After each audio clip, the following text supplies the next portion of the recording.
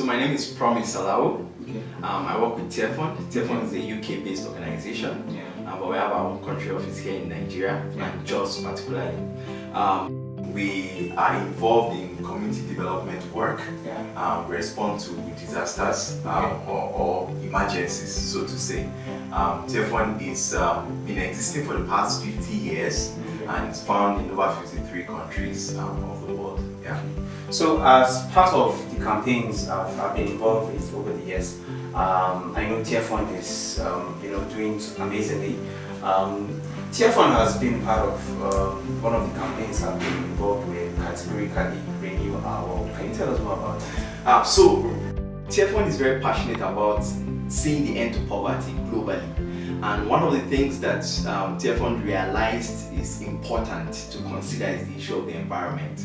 And so Renew Our World was born out of that passion. The Renew Our World campaign basically is looking out for reaching out to people globally and to raise voices and to create awareness about the environmental issues we face and our roles as human beings in this kind of climate crisis we have.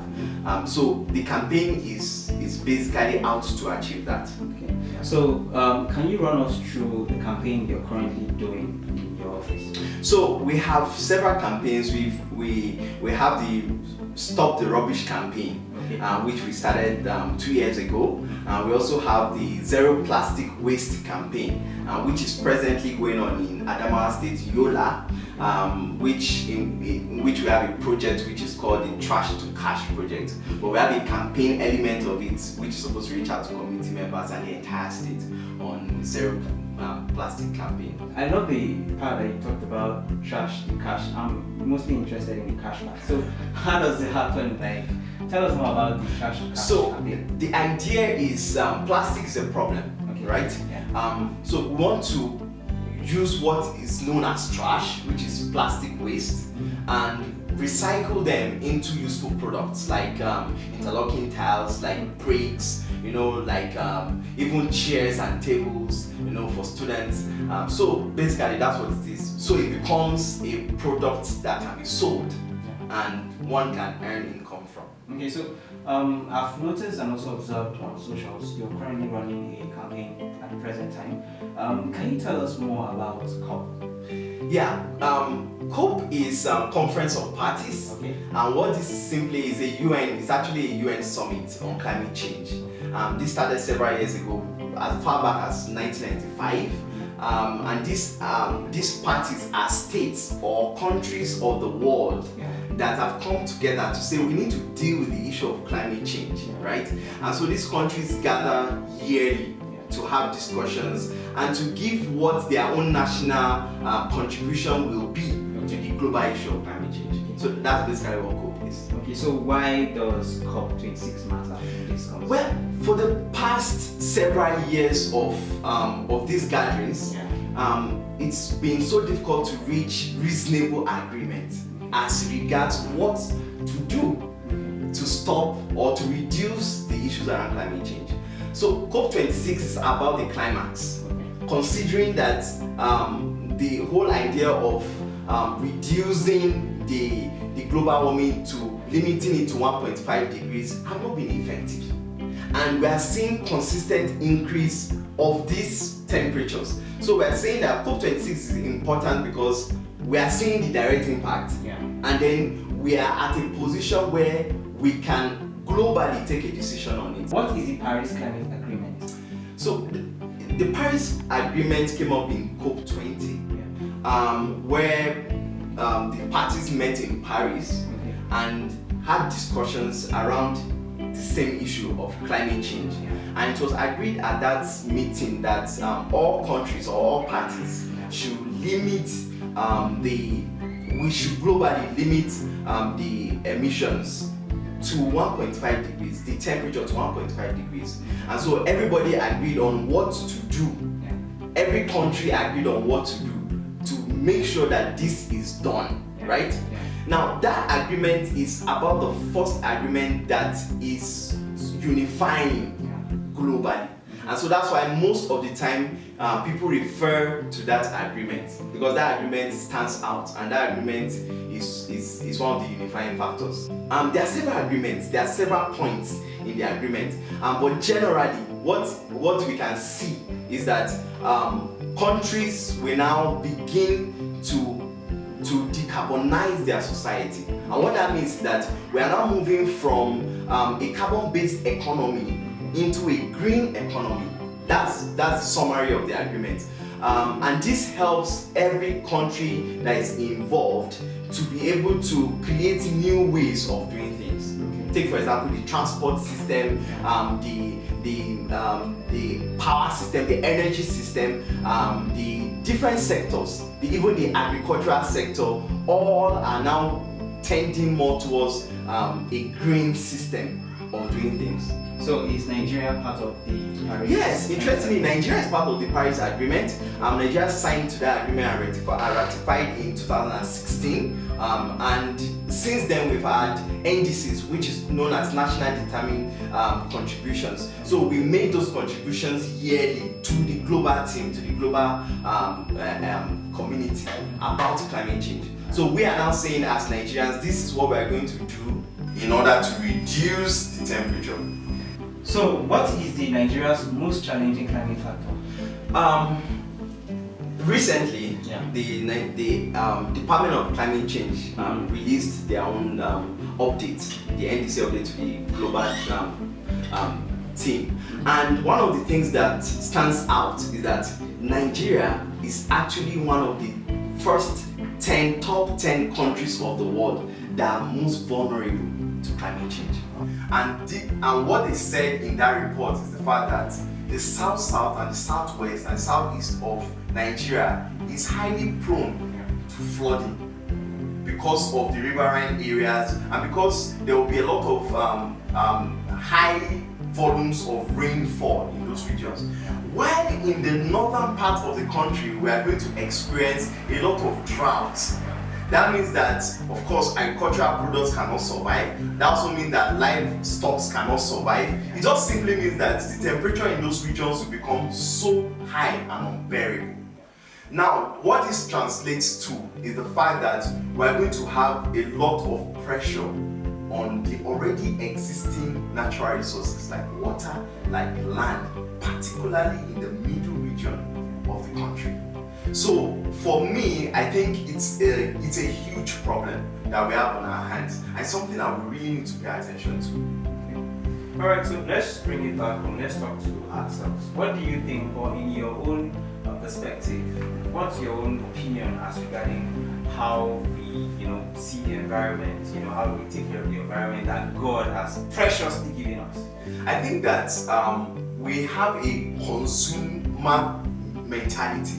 We have this mentality of I just take, and it doesn't matter at what risk I'm doing that. As far as I benefit from it, as far as I can eat from it, it doesn't matter. And that's a very bad attitude.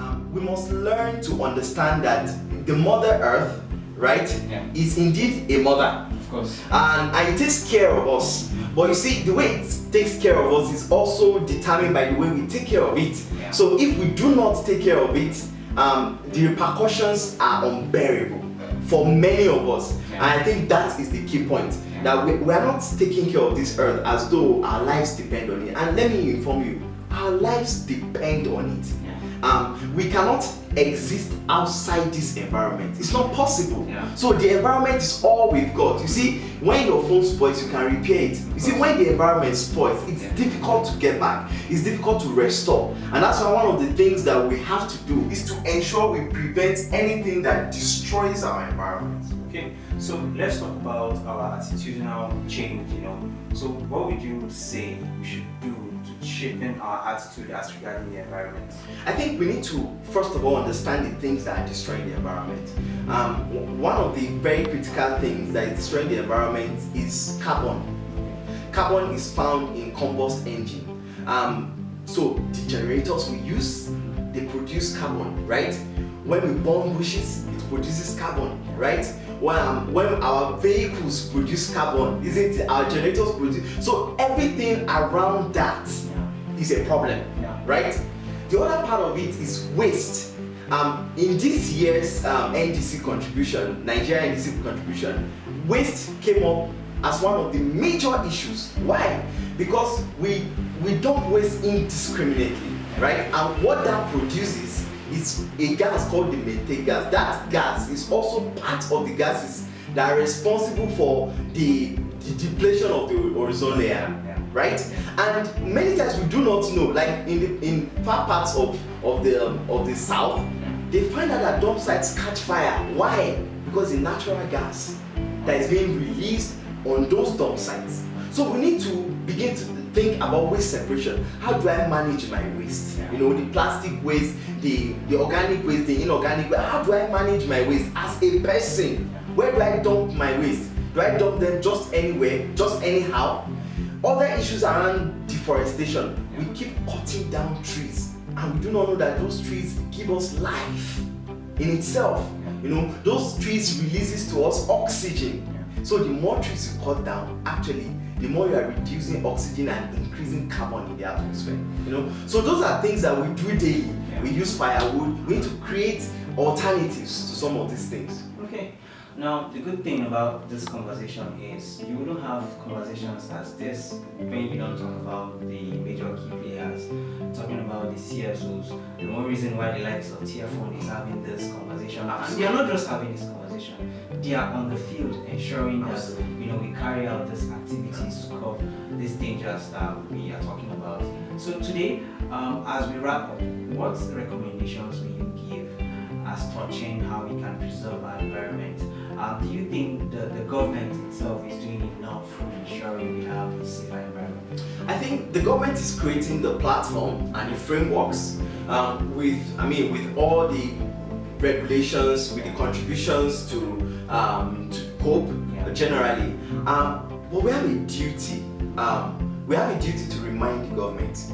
We have a duty to insist that the policies that have been developed, that the regulations that have been developed, that the things that the government have said they will do as contributing to reducing the effect of climate change, that they do it. That's our own role. And ways that we can deal with the issues within our own immediate community. We can agree as community members that we are no longer going to dispose waste indiscriminately. We are going to set up systems that helps in the disposal of our waste as individuals, as community members. I think that we must hold the government accountable. It's very important. It's very critical that we. How do we hold the government accountable? We need to know the things that the government has said they will do in those agreements. Take for example, the 2021 updates of the NDC is available online. It's available online. It's accessible to everybody. We need to know what they said they are going to do, so that we can now say, well, you say you are going to do this. How are you doing it? Have you done it? So it's important that we know those things first of all. It's important that we take it more seriously. To be frank, it's not going to be easy for government to do things without us contributing to it, without us accepting our own role in contributing to those agreements or to what they've said they will do. So I think it's important that first of all, we know what the issues are. We get to inform ourselves more. We get to create awareness within our peers, within our friends, within our community, to say this issue of climate change is not left for the government, it's left for us, who are the people that suffer the consequences the most, to actually hold the government accountable. Okay, so as we are wrapping up, do you have final thoughts you'd like to address before we wrap up? Our environment is all we've got.